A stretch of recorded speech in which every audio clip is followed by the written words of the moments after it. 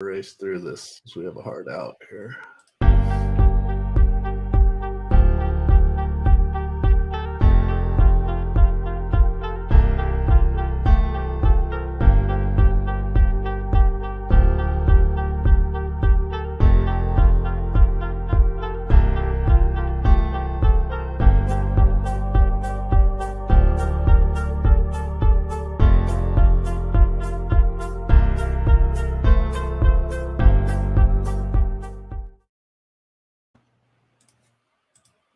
All righty, here we go. It is Saturday. I am back from Mexico. Nice little 6-day sojourn down there.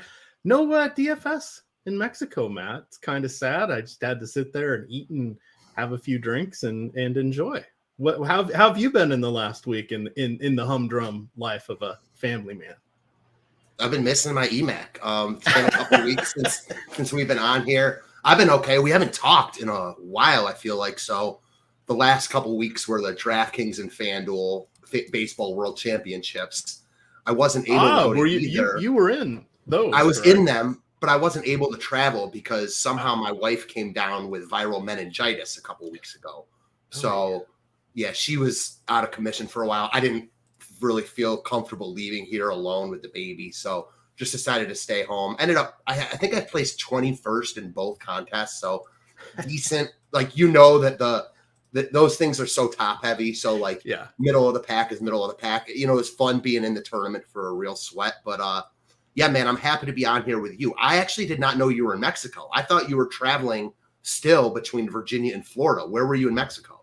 I was in Cancun. We went to one of the Excellence resorts there. So an all-inclusive. We had been there in 2012 for my wife's birthday. One in December, so it was the end of the Mayan long count calendar, so it was pretty cool. They kind of like imagine a luau, but with the traditional Mayan stuff from centuries ago. So that's awesome. That was fun. This go round, we were celebrating one of our friends. He turned 60, so he lives out in by Seattle, and they also have a place in Tampa Bay. So he wanted to go somewhere fun, so we agreed to cruise on. I didn't know if you had like friends that you met out there or friends that you traveled with. Yeah, we do a lot with that couple just because the wife they're not married, but the wife half is my wife's best friend. So they're on opposite coasts, yet they are forever getting together. They each did the 50 states half marathons in all 50 states. So they did traveling together. So. But here we go. I actually remember in like past couple of years you talking about that. Have they finished that? Yes, they both completed it even through the pandemic. And then my wife finished her 200th half marathon. I think she's done 212 now. And then her friend finished 100. That was their goal. So now they're cutting back to 10Ks, but their new goal is to run a race on every day of the year. Not 365 consecutive days, but each date plus leap year, they want to have run a race. So they're counting anything that they've done previously. So they each have these massive logs that they track online. But so now that we have everybody in, you guys heard of what I've been up to. Let me tell you what you guys need to be up to. One, college football starts today. Huge officially. I know we had week 0 yesterday, and yes, we had games on Thursday and Friday, but here we go for real. It is opening Saturday, and have we got a deal for you? This is over at Caesars Sportsbooks. If you guys have not yet signed up for Caesars, you want to go on over there, come in through our link. I'm going to drop that into the YouTube chat. But when you sign up, you have the opportunity to get a $250 series of bonus bets. So by signing up through our link, you bet $50, and they will give you $250 in bonus bets. So what they're going to do is release one to you each Monday. I think it's Monday or Sunday. Let me look here.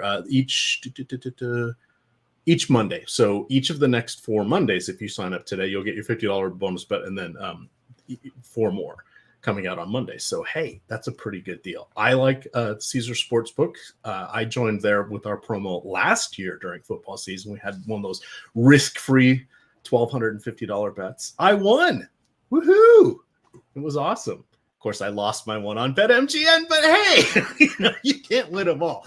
But check it out. It's a lot of fun over there. And reminder, if you or anybody you know has a gambling problem, please call or text 1-800-GAMBLER. All right, 11 games. We do have a hard out here, so we're just going to jump right in, Matt. We have Coors Field on the slate. But one nice thing is no dual slates. Only one slate.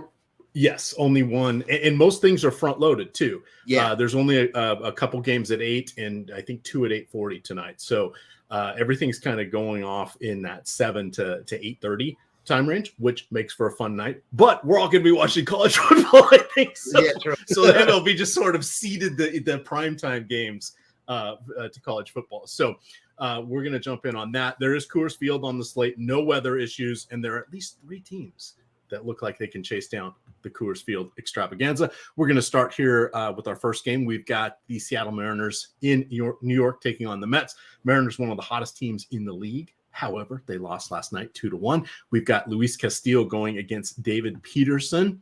I'll let you cover Castillo, but I do want to call out David Peterson because he is looking like our SP2 on DraftKings and Yahoo today. Key thing about him, you don't want to play him on FanDuel. Highly unlikely to get the quality start, which is a major knock against him. Tomorrow he turns 28. So for anybody looking for a birthday narrative, we're not quite there, but close enough. He does a decent job of getting strikeouts. However, even averaging 96 pitches in each of his last 3 games, he only has 15 in the 3rd innings. So we're fingers crossed, hoping he closes out the 5th inning. We want half a dozen strikeouts. And you've got Julio Rodriguez, Teoscar Hernandez, and Eugenio Suarez, who are dangerous hitters, but they each have a 31% strikeout rate or higher this year. Matt, the floor is yours. I've professed my love for soon-to-be birthday boy David Peterson. What is your read on this game? I would be worried that Peterson went out hard last night and partied, but I figure he'll save that for tonight after he pitches. Man, so as far as Peterson goes, like in the context of this slate, there just aren't good pitching options. There's a couple guys up top that are good names that will get love, specifically Blake Snell because he's just a really, really good pitcher. He's expensive, though. There's no cheap options like we had when Atlanta was in Coors that you're like, wow, Cole Reagan's at $6K. Like he should be in every one of my lineups. You don't have that. Peterson is the closest thing. I was interested to see where he was going to show up in our top pitcher tool. He's top 6. He's the 6th guy overall. That's not even including price point. So when you look at that, Peterson makes a ton of sense as the SP2, especially with expensive bats, not just in Coors, but the Braves are facing a mediocre pitcher. Other teams look good that are expensive. This is something I talked to Lofty about last week. Like it looked like Atlanta was priced through the moon when they were in Coors, and they were very expensive. But DK has priced up a bunch of offenses recently, so they're not the only ones that are expensive. So just keep that in mind. As far as Castillo goes, compared to Blake Snell, I like Snell more on paper. He's higher in our top pitcher tool, excuse me. However, Castillo's coming in with a ton of leverage. I mean, Snell is over 4 times more owned than Castillo right now. So like in tournaments, if you're playing popular bats, I see pivoting to Castillo. Just a tough matchup, in New York, like the ballpark. The bottom of the Mets lineup is trash, but they don't strike out a ton. The top is still good. So I view Castillo as a contrarian GPP play more than anything else. I am surprised that he's not getting like at least 10% ownership just because like it's Luis Castillo, and you could easily make the case that he's right there with Blake Snell as the best overall pitcher on the slate. So I want to touch on Peterson real quick, but do you have anything on Castillo? No, other than he's in the midst of essentially a career year. He is on the short list for Cy Young awards, but you're correct. He's an intriguing guy. It's hard to call him a strikeout pitcher, but he averages, I think he's at a career high just over 10 per 9. I think his career average is like 9.7 or 9.8. And some of that was in the days of when pitchers used to pitch, but he's improved that this year. He's just an all-around good pitcher who generally does not spontaneously combust on the mound, but on the road against a decent offense here. Could be a little bit risky. Remember, he does get to pitch half his games in one of the most pitching friendly parks in the league. There in T-Mobile Park, so he's going to be a secondary option for me. My DK cash lineup will be Snell and Peterson, but I agree with you. The leverage coming off of Peterson or off of Snell is a good move for Castillo. That's really all I have. I guess I'll cap him at 25%. I'll try to get him above 20% and probably cap around 25 tonight. That makes sense. And just to touch on like the Peterson bat side of this. Peterson is getting love and looks good because of his price. Like he's not a bad pitcher, but he's not a pitcher people are like going out of their way to roster because he's David Peterson. It's because of his price tag. With that being said, on a lot of slates, Seattle would look really good to me here. And they still look okay, if you're not playing Peterson. There's just other offenses that are facing worse pitchers than David Peterson. Like the reason Seattle gets the bump is because Peterson is getting a lot of love, and that makes sense. But, you've got like Texas against Keuchel, who I like, St. Louis against Bailey. There's a lot of good offenses that just aren't getting love, with Coors and the Red Sox, et cetera, projected to pull a lot of the ownership. Hard for me to get to Seattle. That said, as you said when you first started talking about this game, Seattle's one of the hottest offenses in baseball right now, one of the hottest teams. I think they might have the best record in baseball since the All-Star break. Somehow they're tied for first in the AL West, so they've come back hard in that division. It's not like an easy matchup for Peterson. They're the ultimate boom bust team. They strike out a lot, but they've got a ton of power in their lineup. So, like, Peterson's coming off a good start. He looks great for his price. Our tools really like him. I'll play him because of that. I trust our tools, but he's not impervious to getting hit. Like, it's not going to shock anyone if Seattle hits 3 home runs in the first inning. Yep. Totally agree with that. Number one play, probably Teoscar Hernandez, followed by Julio Rodriguez and Eugenio Suarez. Definitely have that trio in a lineup or two, even if you are playing Peterson. Let's go on to our next game here. We've got the Yankees in Houston. Fun game last night. Well, not so fun if you were rooting for Justin Verlander, but Jason Dominguez, home run in his first swing, major league swing. Always fun when that happens. Verlander gave up 4 taters last night. That was kind of a rough start there for him. Tonight, I think we go right back to Hunter Brown. He has, let me get my notes out here. He has had some, his last 10 games have been a little dicey, right? So he has been, 6.1 ERA and a 3.20 batting average against in his last 10 games. However, a 4.5 FIP, which means he's been mostly, or a fair amount of unluckiness, that's a word. Bad luck has come his way. He does have, during the stretch, has 10.7 strikeouts per 9 innings, which is key. He's going to be going, against the likes of Aaron Judge, Giancarlo Stanton, Gleyber Torres. Those guys all strike out 25% or more. You've got DJ LeMahieu. 6 of his 14 home runs have come in the last 10 games. It's like he suddenly remembered how to hit. But he is having a career worst batting average, 243. And his strikeout rate, 23%, almost double his 13% of the last 3 years combined. So I think we lean towards Hunter Brown in tournaments. On the flip side, which Luis Severino are we going to get? The guy who gets his ass kicked 4 different games with at least 7 earned runs allowed in his last 15, or the guy who's on a 13-inning shutout streak against the Nationals and the Motor City Kitties? What are you doing with this one? Is this a 4-way stop here? You're going in all directions. So first off, let me touch on the Yankees because I used Verlander last night. I didn't really love the pitching options. I ended up with a little Verlander. He had Giancarlo Stanton struck out, but the ump called it a ball. 2 pitches later, Dominguez homers. And Verlander just wasn't on last night, and the Yankees took advantage of it. I'm a little more scared of the Yankees lineup last night, and I was last night, but I still played Verlander because it's Verlander.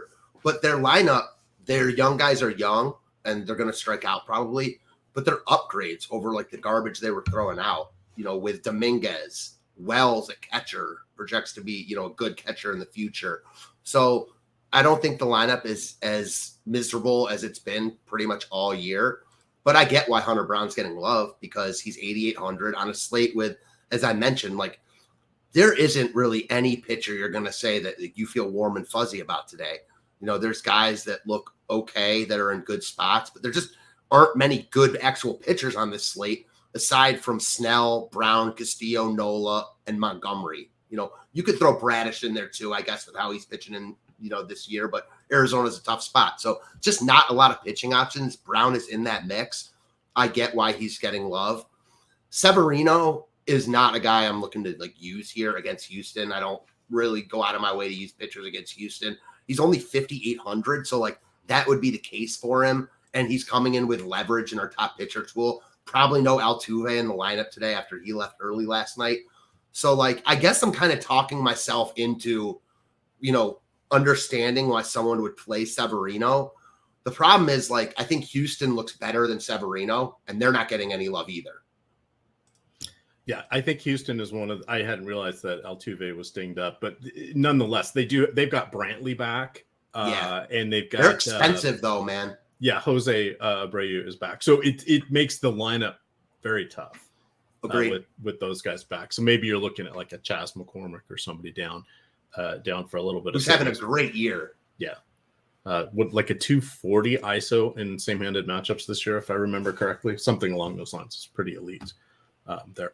All right, let's keep chugging along here. We mentioned that we are brought to you by Caesars Sportsbook. So for those of you just joining, you guys can go to the chat in the YouTube and scroll up. You'll see the link I just dropped in there. That's how you sign up for Caesars Sportsbooks. Make a $50 wager by coming in on our link, and you're going to get 5 $50 bet credits. You'll get one immediately, and then you're going to get one each of the next 4 Mondays. So check that out. That is Caesars Sportsbook. If you're somebody has a gambling issue, please call or text 1-800-GAMBLER. Game number 3 here. I'm just going to hand this one over to you. Reese Olson, Mike Clevenger. Salaries are up. Otherwise, these guys would be deserving of SP2 consideration. Neither really has a lot of strikeout upside. You've got the Motor City Kitties doing a little bit better. Jettison some of their crappy players, have young talent that's in there, very unproven. But you've got a semi-broken Clevenger. On the other side, you've got the White Sox, who are just meandering at this point. So I don't hate either pitcher. I'm okay with the hitters. I guess I will land a little bit more on the pitchers here for DraftKings because I need some SP2s tonight. But I don't have much of a vote of confidence for anything here. Is there anything in particular you'd like to call out for this game? I think you definitely land on the pitching side just because of the context of the slate. There's so many good offenses. On some slates, these offenses would look really good, if we had stud pitchers going, but we don't. So I think you're looking at the pitchers. Clevenger is a hard guy to read because he does seem a little bit broken, but he's in pretty good form right now. And again, he didn't pitch well a couple starts ago against Seattle. But other than that, he's got, again, not being a game log chaser, I'm not playing him because of this, but 36 DK points against Oakland. Aside from the Seattle start, 26 at Chicago, 24 at home against the Yankees. You're not playing him because of that, but he's at home against Detroit on a slate without good pitching options. He's too expensive. I don't want to pay $8K for him, but he's in good form on a slate against the Tigers without good pitching. So that's my case for Clevenger. And I wouldn't be surprised if I end up on him knowing that there's risk, but there's also just inherent strikeout upside in this matchup. So I get why he's in play. Middle of the pack in our top pitcher tool, getting about as much ownership as he should. Makes sense. Reese Olson looks slightly better. Maybe he's probably a safer option in that he doesn't have the ultimate upside, but he doesn't have the low floor either that Clevenger does. I get why Olson's getting love. He looks like a fine mid-range to cheap option at 7,300. 8.5% chance of being a top 2 pitcher, 9% ownership. It's right in line. I get that. The White Sox don't strike out a ton, but they don't really scare you either. So I get using both pitchers in this game. Picking one and then using an expensive guy or pairing both. Again, in tournaments only.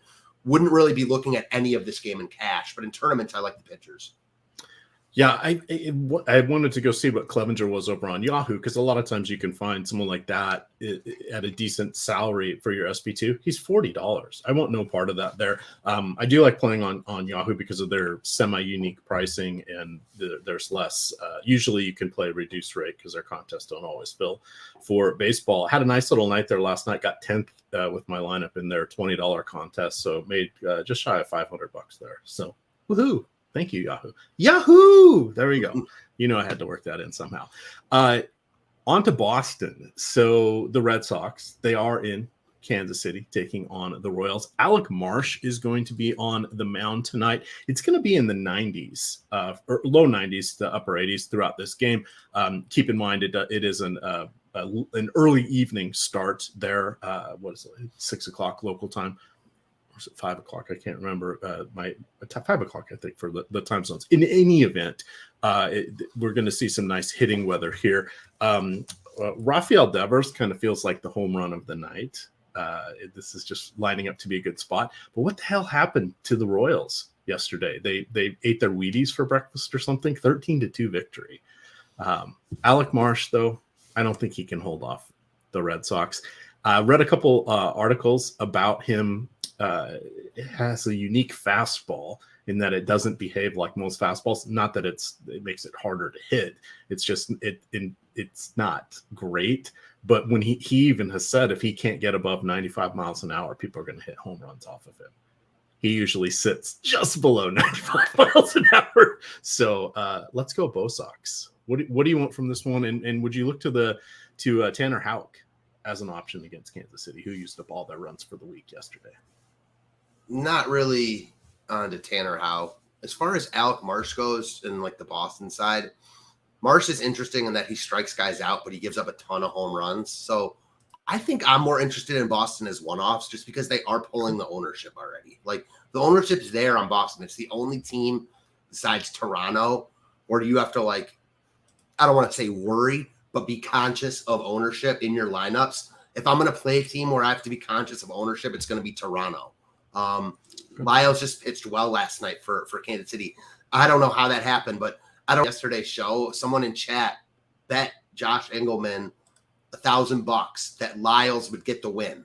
Like not even that Kansas City would get the win, that Lyles would get the win. So of course Engelman jumped all over it. Why wouldn't he? I mean, I'd put as much down as anyone would let me. And guy, I was looking last night on Twitter, is like, even before the game ends, just calling out Engelman and and Lyles was 3-15 going into last night. So I was going to say, how many wins is he still 0 for? It seems like most of the Kansas City starters. Do any of them have more than 5 wins? They've been pretty bad this year. I actually thought Lyles was 0 for 2 because he was for a while. Yeah. But I guess he's 3-15 now, or 4-15 now, which absolutely crazy. Guy's logic was that Lyles had been good against Boston in the past, which wasn't even true. Oh, painful. Yeah, so that's about max pain as you can get.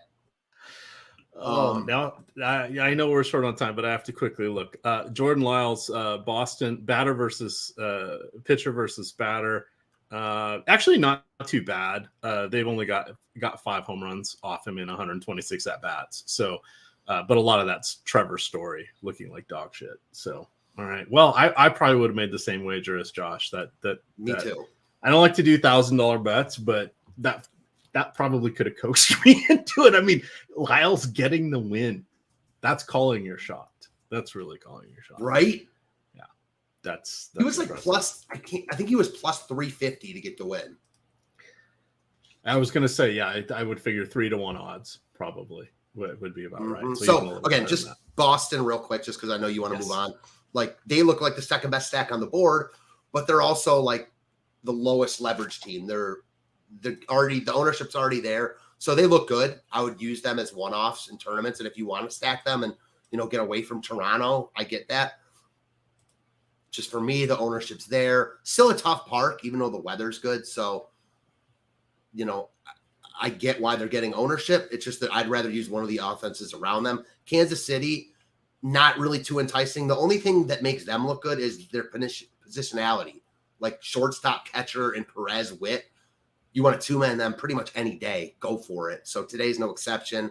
Game is about offense. The Boston side looks better.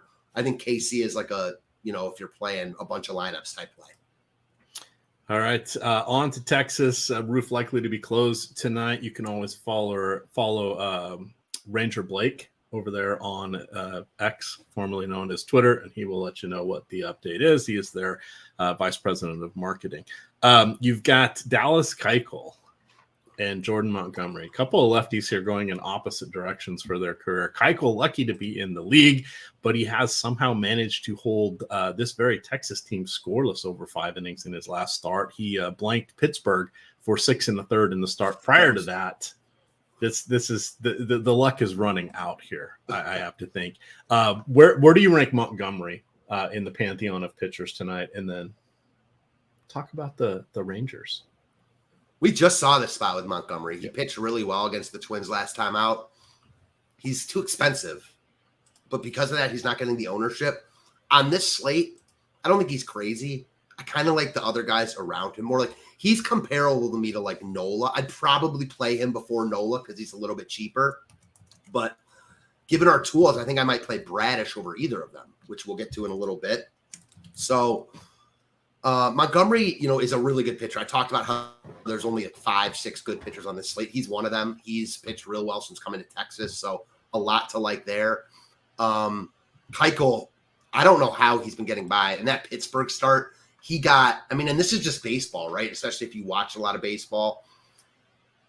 The ump was calling pitches inches outside, for strikes, and it was just burying the Pirates hitters. They were never adjusting to the zone, which is their fault.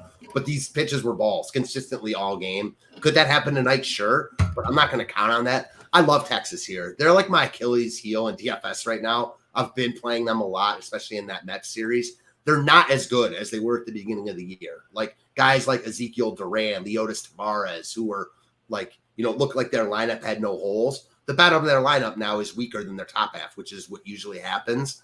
But I still like them here. Like, Keuchel is not very good. He allows a ton of stolen bases. This lineup sets up really well against lefties. They're not getting any ownership. Now, they don't necessarily look much different for me than like, Baltimore, St. Louis, Houston. But I think they belong firmly in that mix. Probably right behind Atlanta and then obviously behind Boston and Toronto.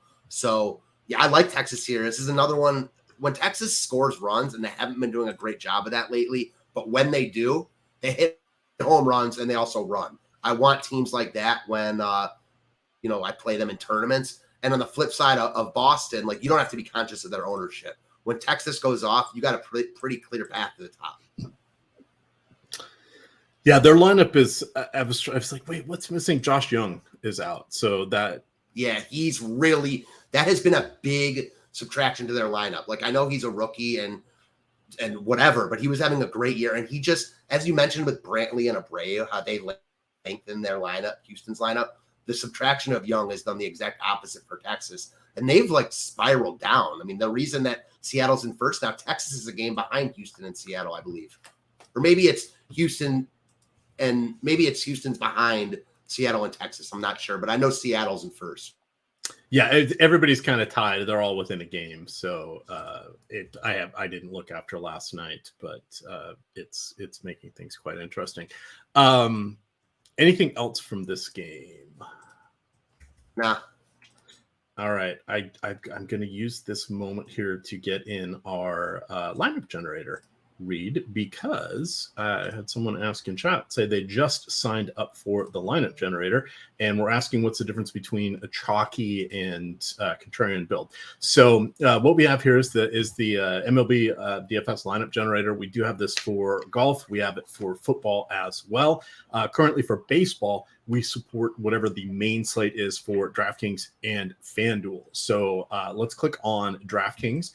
You can see that we have the different stack types. So what that means is how many players from each team. So you can do 5-3, 5-0, 4-4. FanDuel, you can do 4-4, 4-3, and 4-2-2.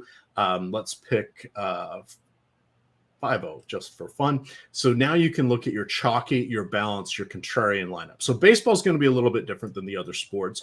Generally, when you say a chalky lineup, it's not always going to be super chalky. You'll get a lot of the good teams in good matchups appearing in your lineup, but you'll probably cap out around 60 or 70% if you build out 20 lineups. Balanced lineups means what this is looking at is so chalky lineups is mostly the ownership. It's the best point per dollar plays.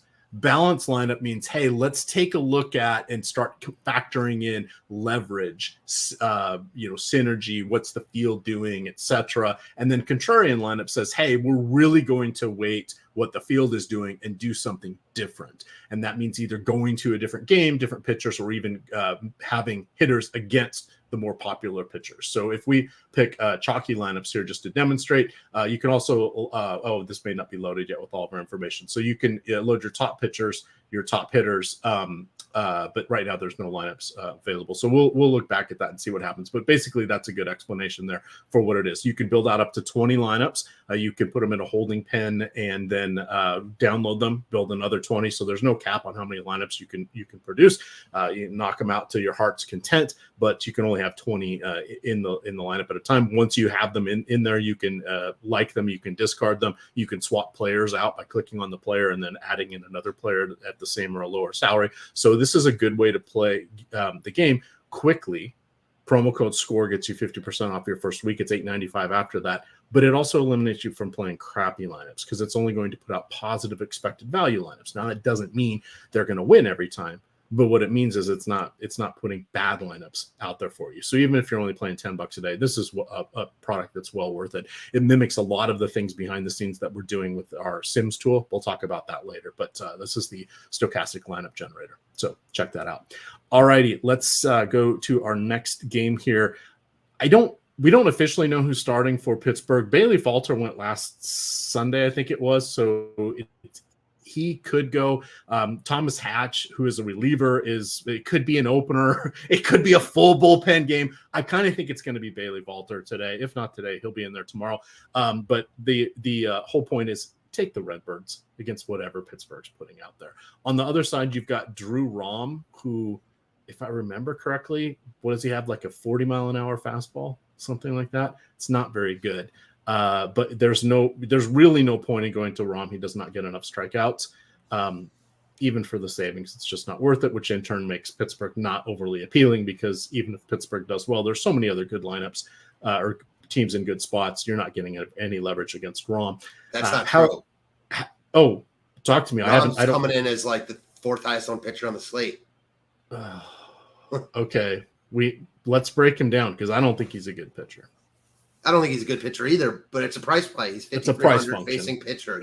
Yeah, exactly. He faced Pittsburgh in his first start. He didn't pitch well. I think they made some errors behind him. Then he pitched against Philly, excuse me. He pitched pretty well after struggling in the first inning. Like, I don't think he's very good either. He doesn't strike a ton of guys out.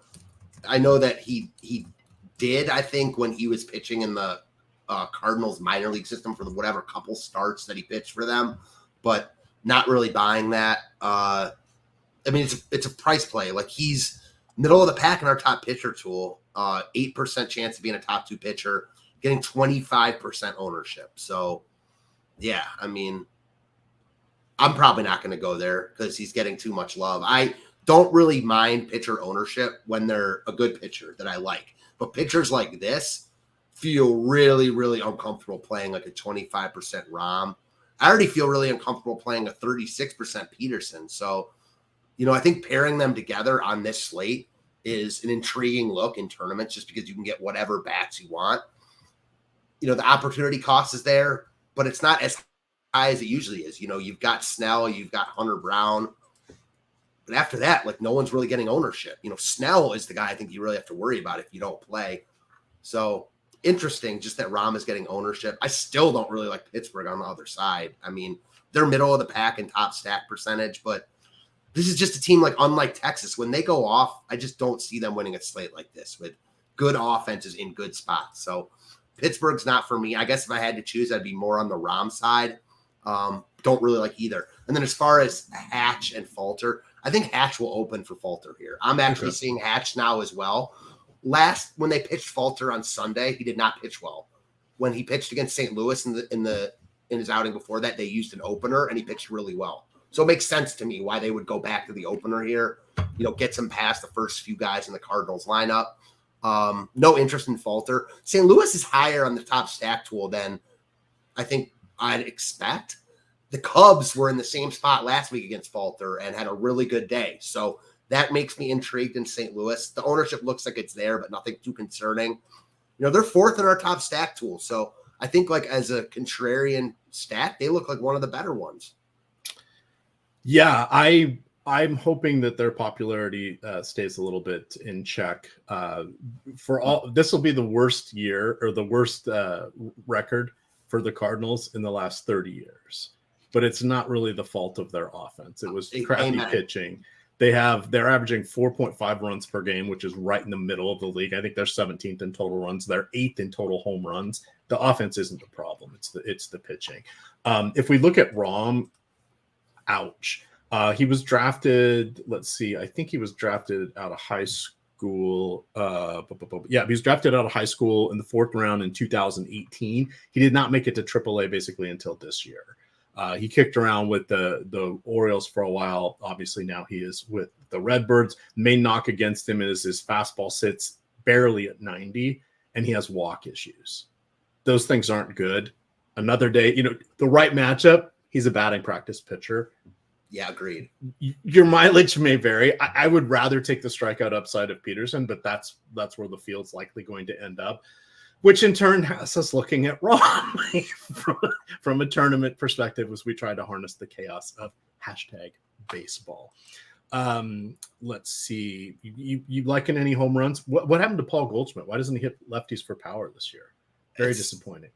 It's a mystery right now. I do prefer this lineup against lefties, especially with Tommy Edman presumably leading off. Big speed upside, decent power, showed it off a couple games ago when they faced a lefty. So I like the Cardinals here. I wish they were coming in even lower owned, because even though the ownership's I'm not worried about it, they still are over owned in our top stack tool. Hate seeing that, wondering why people are getting to St. Louis, but then I know why, because if Bailey Falter's not very good, and their lineup does set up well against lefties. So I think, like I said, they look like one of the better, contrarian stacks. They're right in the mix for me with Texas, Houston. I guess Philly also belongs in there, and Baltimore. All righty, let's continue on. I see Jake Swell says he kind of likes the Pirates today. Hey, Jake, that's why I give you the pirate flag when I see you in chat, because I know these things. I can predict the future. Continuing along here, I predict we're going to have to move along more quickly so we can get through these games, so we can get out of here for college football live before lock, featuring Ben Rosa and Matt Kajeski. That will be going live at probably 11:01. So we'll try to dip on out of here a little bit before the top of the hour. How many games do we have left? We're 1, 2, 3, 4. We got 5. So okay, we can do it. We can do it. Phillies at the Brew Crew. Aaron Nola having a season for someone who's usually a really, really stalwart pitcher. Colin Ray on the other side. I've streamed him a few times in season-long leagues. He doesn't get enough strikeouts. He typically doesn't implode on the mound, but he also doesn't give enough power up for me to really like the Phillies. That 5 implied run total feels just a touch high, and I think you're playing more for a couple of one-off home runs if you get lucky here with the Phillies. This is a game where I'm not really excited by any part of it. I guess Nola's going to be around a 15 to 20% pitcher for me here on DK. I likely will not have any Colin Ray, but we do have to mention he's at an alternative price point to Drew Peterson. What do you got for this game? I'm with you. I don't have much from this game. I think the worst side is the Milwaukee offense for sure. Mm-hmm.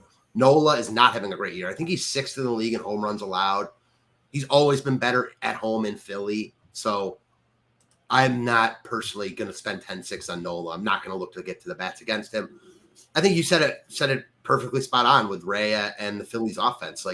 Philly looks, they've got good hitters in their lineup. So they're always going to look okay, especially when they're facing an average pitcher. And that's what Rhea is. He's not complete trash can, but he's not good either. So Philly looks right in line with St. Louis, Houston, Texas, Atlanta, if that ownership holds, which I don't know if it will.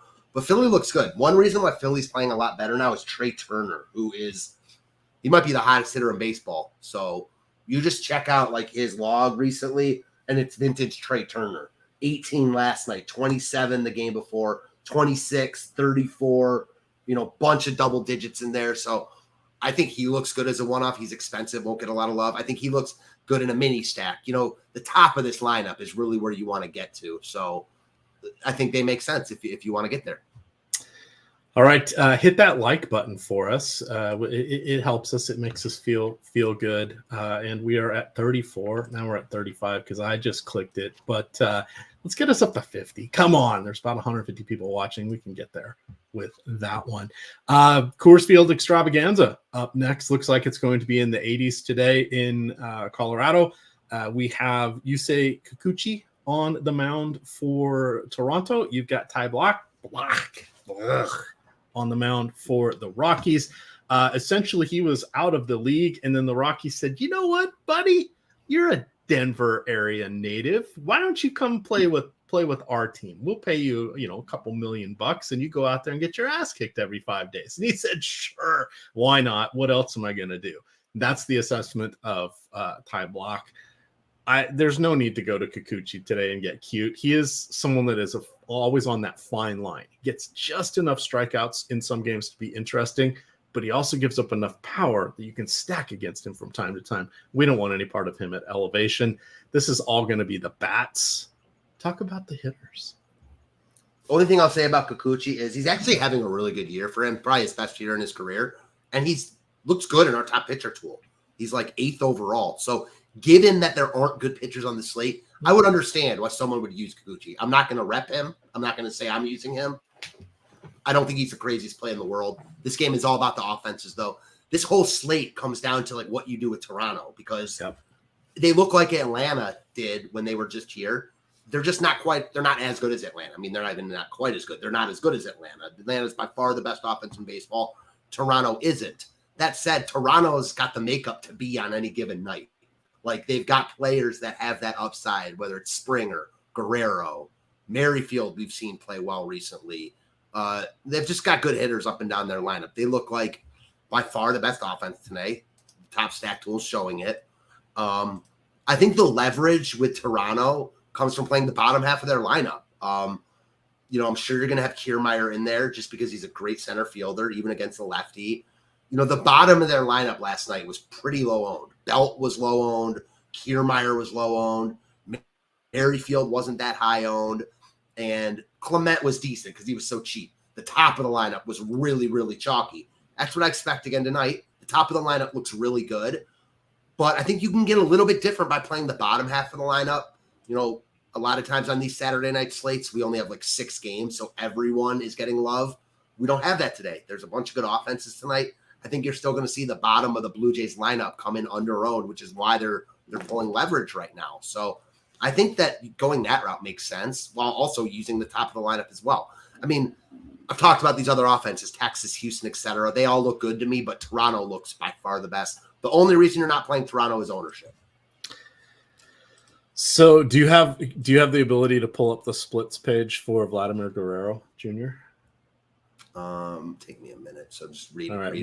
While you're getting to that, remind everybody that we do have college football live before lock coming up next. Massive slate out there today. We are sponsored by Caesars Sportsbook. Check out the link that I will drop into chat here in just a moment and see how you can wager $50 and get $250 back from them. And then, of course, the Stokastic lineup generator, MLB promo code SCORE gets you 50% off your first week, $8.95 per week after that. Do you have the numbers up? Yeah, you're talking about like versus lefties and righties. Yeah. What's up with this ISO? I'm seeing a sub 100 ISO. Is that correct? Yeah, he's not having a good year. He's been really good with runners in scoring position, though, which is interesting. It's funny. Toronto's such a weird team because most of their guys can't hit with runners on base, except for Vlad, who can only hit when guys are in scoring position. Yeah. So I don't know. Based on how they've played this year, Toronto doesn't deserve to really be chalk like this any given night. They've disappointed a lot. But it's like I said, first off, you got a lefty on the hill. They set up better against lefties. Yes. And like on any given night, when you have a lineup with Springer, Guerrero, Bichette, who's not there. I guess not having Bichette would be like the one reason that Toronto doesn't look as good because he's probably their best hitter, but they still look great. Ty Blach sucks. So, I mean, it's hard to get away from Toronto, even given Vlad's struggles this year. If I extend it to 2 years, there's only George Springer and Whit Merrifield have an isolated power above 130 against lefties, and they're both around mid 160s, which is good but not elite. Right. That's a lot of red showing up on this page for the team. They're not Atlanta. Like, they are not Atlanta. They're getting ownership like Atlanta did because they're a lot cheaper. But this is not as surefire of an offense as Atlanta. You know, people want them to be. I've said this all season long. Toronto is like the American League version of San Diego to me. Like, both those teams are loaded with their lineups. San Diego probably even a little bit more so. But you look at it, and I've mentioned this also a couple times. George Springer, he's kind of mid now. He's not bad, but he's not like a superstar. That has really shortened their lineup. You know, when they signed him, he was Houston Springer, hitting a ton of home runs, stealing a ton of bases. He's good now, but he's not that guy. Yeah. And the Dalton Varsho trade didn't quite work out. I mean, Varsho's not bad, but you lose. Playing better, but he's had a bad year compared to Lourdes Gurriel, who was an all-star this season. Yeah, I don't know that he was really an all-star. He was an all-star. I don't know that he deserved it, but more in any Moreno. event, yeah, Ernie Clement, 2,600 on DraftKings. Just lock him in, third base, shortstop. Just ride with that chalk. It totally makes sense to go that route. Anything you want to call out from the Colorado side? No, I think you said it best with Kikuchi. He's the guy that's always intriguing to stack against because, especially in his past, he's given up a ton of power. Been better this year at that. My problem with Colorado is they only look appealing at all because they're in cores. Like, they're right in the middle of the pack between, you know, with Baltimore, St. Louis, Texas, Houston. All those offenses are far better than Colorado's. They're just not in cores. So give me one of those good offenses, considering where Colorado is in our top stack tool, you know, over Colorado themselves personally. The ownership's already there. They're coming in with, you know, negative leverage. So no thanks, at least as of right now, for Colorado for me. All right, 3 games to go. Baltimore Orioles in Arizona taking on the Diamondbacks. Chase Field roof will be closed for this series. So tonight and tomorrow, you've got Kyle Bradish, who you expressed some interest in going against the Diamondbacks, who are still, you know, they're feeling a little frisky there, but they've cooled off a fair amount. They're running out Slade Sessione as their pitcher. He has some strikeout upside. He is a little rather talent or a good prospect. The Orioles, while they are a young team, most of their youngsters have been around the block a couple times, which makes them a much more interesting group of hitters, a little bit more consistency than what you see from Pittsburgh or what we're going to see from New York. The teams that are running out a ton of rookies there. How do you want to break this one down? I didn't, in my analysis this morning as I was writing my article, I didn't really look at this game at all. I think that the difference between Baltimore's rookies and these other teams is all of Baltimore's rookies are like top prospects. You know, as you mentioned it, they've already been around the block a little bit. I think Baltimore looks really good here. In tournaments, they look like arguably the top contrarian tournament team on the board. You know, they're not the top offense because you got Toronto and Boston and Atlanta. But after that, I think you can make a case that Baltimore looks the best in tournaments. I'm a fan of this Arizona team, so I really don't like using pitchers against them. They don't strike out a lot. Their lineup's good. But Bradish is also good, and he's too expensive in my eyes at 9,400, but he's getting like no ownership. So he's a guy where, like, if I were gung-ho on just fully stacking Toronto in my lineups, I'd be real interested in using Bradish there. Just not getting any love, and it's not like there's other really good pitchers that are getting love instead. You've got guys getting ownership because of their price points. So, you know, Bradish looks really good from that regard. Again, not a great spot, but his talent, you know, warrants more than 1.6% ownership on a slate like this. Mostly, I think the Baltimore backs look really good. Even though, like you said, like Cicconi's not a gas can. This guy is, you know, coming up with a little bit of pedigree. He's been decent so far. So I don't think Baltimore's a slam dunk, but they're another team. When they score runs, they hit homers, they steal. So give me Baltimore in tournaments. All right, 2 to go. We've got Blake Snell going tonight. So buy a ticket for the roller coaster ride. That is Blake Snell. We say that, but he's been pretty damn good all year. His current form, shall we say he's struggling? His ERA for the month of August is 3 times that of what it was through June and July. Wait, what is that? Oh, his June and July ERA was 1. So his ERA in August was 3. And he was going against some pretty good offenses there. So buckle up, Buttercup. Here we go. Snell leads the league with the 2.6 ERAs, third with an 11.7 strikeouts per 9 innings. San Fran's going to run out a ton of righties. We know that. They actually have a little bit of pop, but their strikeout rate almost 25% for their projected lineup. So Snell's your main pitcher tonight. What do you know about Harrison here? His counter. He's got great stuff. I mean, he came up. Did you see his start last week against Cincinnati? Yes. So reminiscent, granted he's a lefty, but reminded me of the Steven Strasburg start where his debut where he struck out like 14 pitches. It was just like you watch it and it's like, why does the ball look so electric coming out of his hands? He's filthy. He's got stuff for sure. Yeah. Interestingly enough, that wasn't even his first start. He made a start. I can't remember who it was a week before that. And like, he was okay. He wasn't great. Mm-hmm. This is a perfect example of like on a small slate. I'd be really interested in getting the Padres bats against Harrison. They're coming off, a career start for him in his second start in a much easier matchup against Cincinnati. The San Diego lineup is built, to beat up on lefty pitching. That said, it's just not a slate I can do it because Harrison's not getting love, and San Diego in that ballpark is just so far down on the list for me. I actually think Harrison, would be the guy that you kind of look at. Don't love it because, he's priced up now, but clearly he's got the upside. So that's the case for Harrison. He's way down in our tools, though. And again, he's not a guy that I particularly like at that price, so I'm not going to get there. It's all about Snell from this game for me. He's the best pitcher on the slate. Don't love the matchup, but San Fran does strike out. And he's almost matchup proof at this point. Like when Snell is on his game, he strikes out anyone. You just saw it in St. Louis, 30, 40 K points. He's got the highest upside of any pitcher on the slate. I'd be a little worried about ownership playing him with Toronto, but him, Peterson, and Toronto looks like it's going to be popular. Him/Peterson or Rom. So yeah, you got to be conscious of that. But he looks great here. I don't think he's like an absolute you have to play him, but in cash games you do. And if you could fit him in tournaments, I think he's the best look. All right, that takes us to our last game of the night. Los Angeles Dodgers hosting the Atlanta Braves. Bryce Elder going for the Bravos.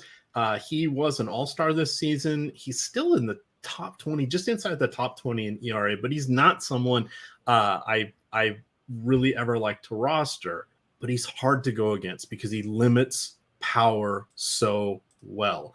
Over his last 843 batters faced, combined lefties and righties, a 126 isolated power. That's like you're lucky to get the ball out of the infield kind of power. So that he, of course, is going against the juggernaut offense that is the Dodgers, but I don't really want to get to Elder because he doesn't have enough strikeouts. On the other side, I think it's going I see TBD or Emmett Sheehan. So Sheehan is probably not worthy of being a Dodgers pitcher, but the cupboard is bare. He's faced 161 batters over the last 2 seasons. I think he was a rookie this year, a 240 ISO to lefties. So that means Matt Olson is very, very, very much in play. Ozzie Albies back in the lineup as well. Been back for a couple games after being injured. And then Eddie Rosario. Those are the lefties we're going to see tonight. Take us through our final game here. So we got a couple minutes. I'm glad because I thought I was talking too much. So I'm glad you saved us a couple minutes there. This is a really interesting game, right?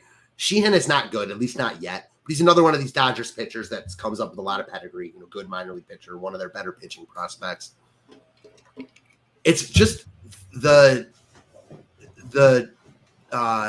difference between Atlanta and the Dodgers to me in the top stack tool is really, really interesting because I don't think Elder's that great. You're right. He's not an easy pitcher to target against, and he's certainly more proven than Sheehan.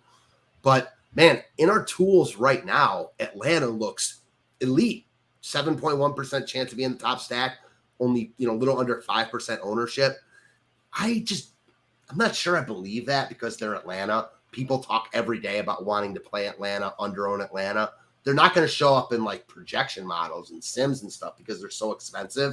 But I think people, that are making minimal lineups will still, at least look to play them. That said, it's hard to prioritize them over the Torontos and Red Sox, of the world. So I get why the ownership is low, and they're in play on any slate they're on, whether the ownership's high, low, whether the pitchers they're facing is good, bad.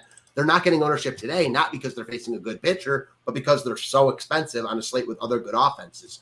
This is a perfect time to get to them. So again, they look like the best of the Toronto, Boston teams.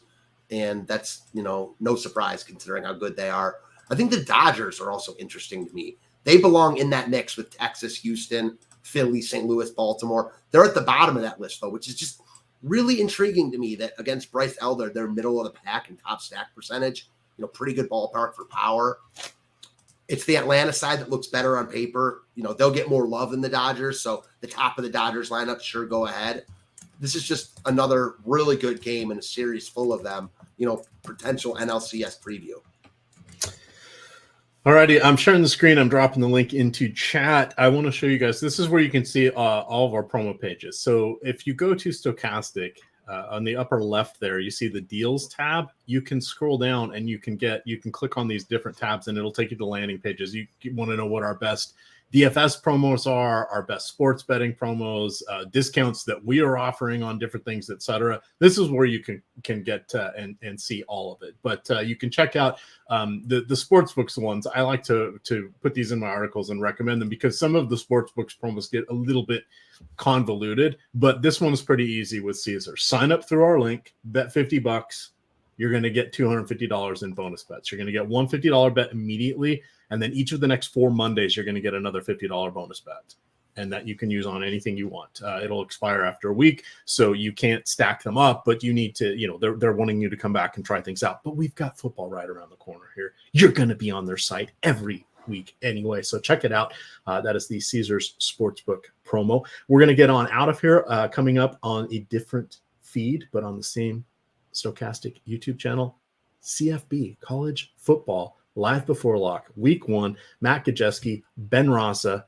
You guys know you want to see it. Tune into that. Hit the like button on your way out. Thank you to Matt for joining me today. And thank you, everybody, for watching. We have a good slate tonight. It's going to be a lot of fun. Check out my article. It just got posted on the homepage of the Spotlight Pitchers and Top Stacks article. Follow Matt on Twitter at FantasyTipsMatt. I am at EMac DFS. And, of course, it is Stokastic _COM. With that, gamers, good luck.